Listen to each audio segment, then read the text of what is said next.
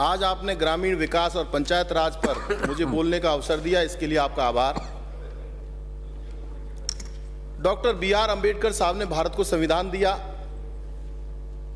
शहर हो चाहे गांव हो, सबको विकास का अधिकार दिया, समान विकास हो। आज भी भारत की आबादी 70% गांवों में बसती है। शहरों में सारी सुविधाएं उपलब्ध हो जाती हैं, लेकिन ठेठ ढाणी में सुविधाएं उपलब्ध नहीं होती। स्वामी विवेकानंद जी ने कहा था कि भारत का यथार्थ गांव में बसता है, अर्थात झोपड़ी में बसता है। जब तक भारत का विकास संभव नहीं है, जब तक भारत की ढाणी का विकास संभव नहीं है। और इस ढाणी और गांव-गांव का विकास पंचायत राज विभाग के माध्यम से किया जा सकता है। मैं सबसे पहले धन्यवाद देना चाहता हूं ग्रामीण विकास मंत्री महोदय को कि आपने जब से इस विभाग का कार्यभार संभाला है, शानदार और जानदार काम आप कर रहे हैं। भ्रष्टाचार पे भी आपने अंकुश लगाया है। और खास बात मैं ये कहूं सभापति महोदय कि स्वामी विवेकानंद जी ने जब यथार्थ को गांव में बसने की बात कही है, जब तक गांव का विकास नहीं होगा, जब तक राष्ट्र की प्रगति का सपना नहीं देखा जा सकता। हम सबकी जिम्मेदारी बनती है कि हम राष्ट्र के विकास में सबकी भागीदारी हो। मैं इतना कहना चाहता हूं, जिस राष्ट्र में बुद्धि और विद्या का जितना अधिक प्रचार और प्रसार होगा, वो राष्ट्र उतना ही उन्नतिशील होगा। सभापति महोदय, महात्मा गांधी जी ने ग्राम स्वराज का नारा दिया था, और ग्राम स्वराज का नारा देने का अर्थ ये था कि ग्राम का विकास गांव की चौपाल पर बैठकर ग्राम सभा के माध्यम से हो। ये 3 स्तरीय व्यवस्था बनाई पंचायत राज व्यवस्था की, जिला परिषद, पंचायत समिति और ग्राम पंचायत। मैं कहना चाहता हूं, चाहे भारत सरकार से पैसा आता हो, चाहे राजस्थान सरकार से पैसा आता हो, यह पैसा जनता की गाड़ी कमाई का पैसा है।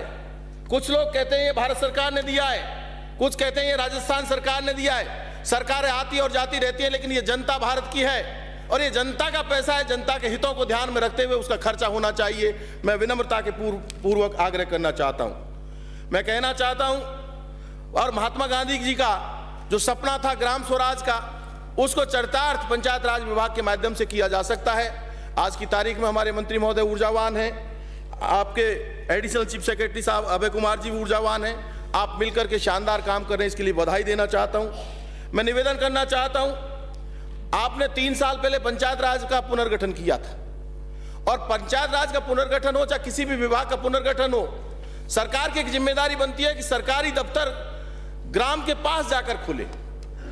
इसके लिए मैं आपको कहना चाहता हूं, मेरी विधानसभा क्षेत्र में आपने पंचायत समिति बैजूपाड़ा बनाई, उसके लिए मैं आभार व्यक्त करता हूं माननीय मुख्यमंत्री महोदय और मंत्री महोदय का। लेकिन सभापति महोदय, मैं कहना चाहता हूं, मेरी विधानसभा क्षेत्र की 3 ग्राम पंचायत ऐसी हैं, गगवाणा, टुडियाना और बालाहेड़ी, जिनके लिए मैं माननीय मुख्यमंत्री महोदय से, हमारे चिकित्सा एवं स्वास्थ्य मंत्री महोदय के साथ, प्रसादी लाल जी के साथ माननीय मुख्यमंत्री जी से मिला। फिर हम दोनों मिलकर के पंचायत राज मंत्री महोदय रमेश मीणा जी के घर गए।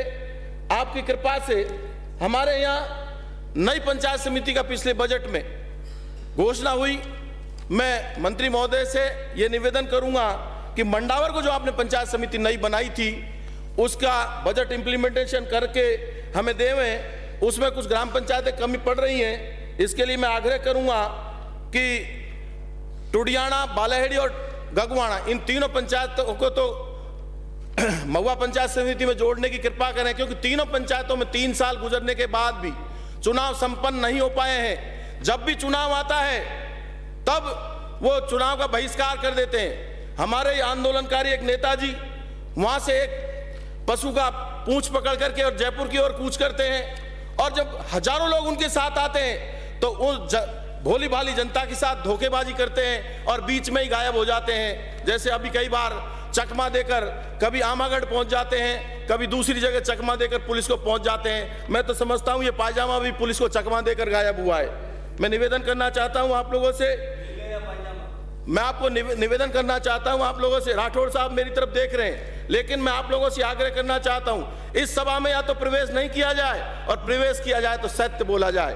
मैं आपसे आग्रह करूंगा, भारतीय जनता पार्टी को भी धन्यवाद देना चाहता हूं कि आप लोगों ने एक रोक तो लगाई कि संगठन के माध्यम से ही आंदोलन कर सकेगा। आप अगर कोई आंदोलन करता है और सही बात पर आंदोलन करता है, मैं कहना चाहता हूं बहुत विनम्र शब्दों में, राजस्थान सरकार वीरांगनाओं के लिए सम्मान करती है और राजस्थान सरकार ने बहन मंजू देवी की बात करें, चाहे बहन सुंदरी देवी गुर्जर की बात करें, चाहे बहन मधुबाला मीणा की बात करें, इनके लिए माननीय मुख्यमंत्री जी ने स्पष्ट कहा है जो उनकी जायज मांगे हैं उनके लिए हम आज भी तैयार हैं। लेकिन जिस तरह से देवर को नौकरी देने की बात कही और राठौड़ साहब आपने बहुत मजबूती से उनका समर्थन किया है, अरे आप उन वीरांगनाओं की सोचो जो हजारों हमारे वीरों ने शहादत दी और उनकी सोचिए। मैंने देखा है माननीय सभापति महोदय, मेरे क्षेत्र में एक एक्सीडेंट हुआ, उस महिला का पति उस एक्सीडेंट में मारा गया, कोई बच्चा नहीं था, ना बेटा था ना बेटी थी, वो बहू दूसरी जगह चली गई, 10 लाख रुपए उसको मुआवजा मिला। उनके ससुर और सास जब मेरे पास आए खून के आंसू रो रहे थे।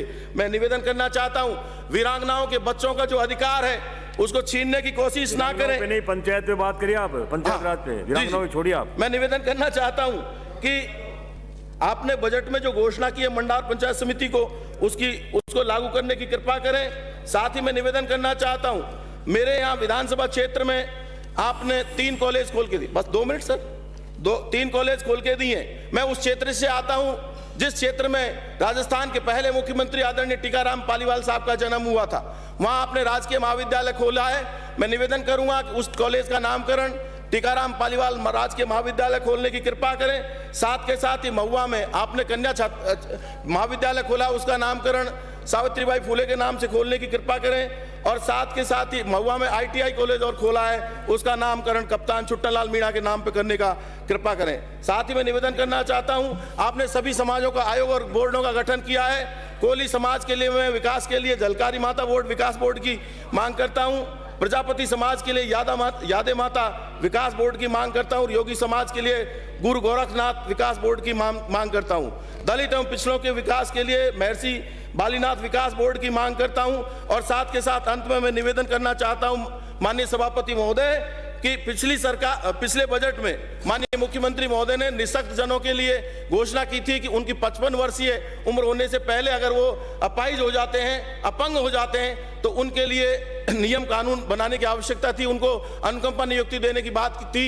बिंदु संख्या 91 पर ये दर्ज है पिछले बजट में। मैं निवेदन करूंगा कि आप उसके नियम और कानून जल्दी से जल्दी बनाकर निःशक्त जनों को राहत देने का काम करेंगे। सरकार को युवाओं के रोजगार के लिए और सोचना चाहिए। मैं निवेदन करूंगा अंत में कि ग्रामीण विकास विभाग में कनिष्ठ लिपिक, वरिष्ठ लिपिक और ग्राम विकास अधिकारी सभी स्तरों का राज्य स्तर पर होना चाहिए।